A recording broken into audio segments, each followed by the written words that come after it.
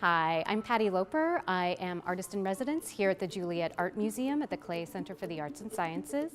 When I do an exhibition, I like to make the piece site responsive, and I also like to make it political time responsive, which is an idea of Tanya Bruguera's. She's a Cuban performance artist. And when I was preparing for this exhibition, I was really thinking about the coal mining industry, the vulnerable landscape here in West Virginia, and I did an exploration of the surrounding landscape, and I found some beautiful areas that had been reclaimed after being polluted by coal mining runoff.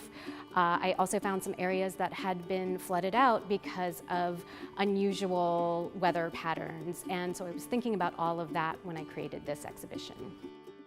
For me, it's really important to use, I would say, low-tech materials. I don't want to use anything that has a complicated process to it. I like to use scavenged materials. I like to use recycled materials. I don't like to create waste.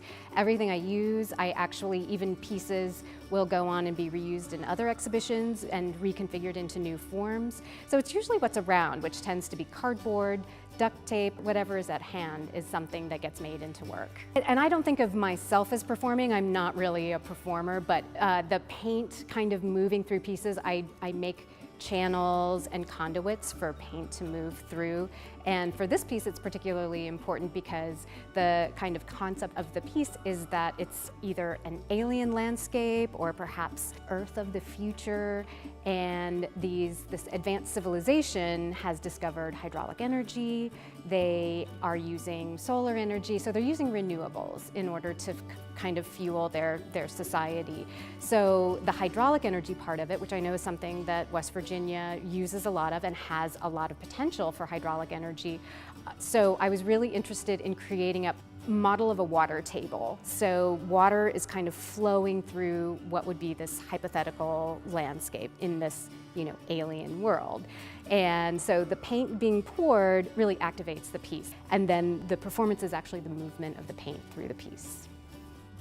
One of the reasons that I wanted the piece to be really handmade out of low-tech materials is because I want people to be able to see how it's made, to follow my process of making. And so I want to take that idea a step further and invite the public in to use my same materials: silver foil, cardboard, duct tape, and hot glue gun, and to kind of spark their own imagination with very low-fi materials. But their responses have been great. People definitely, they like to tell you what they see, and people see space, they see a telescope, they see a land.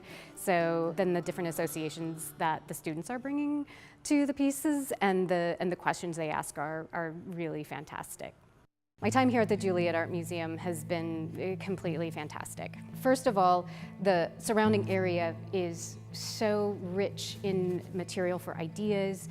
There's so much happening kind of politically in the area, and the landscape is so beautiful, so that in and of itself would have been great, but the space is amazing. It's huge, it's beautiful, is really well run, and people have been incredibly generous with their time and their expertise, and you can pull from a lot of different parts of the entire space, like the technology of the theater space. And the people who live here are really interested in having productive conversations around art and ecology and technology, and the center itself is, inspiring.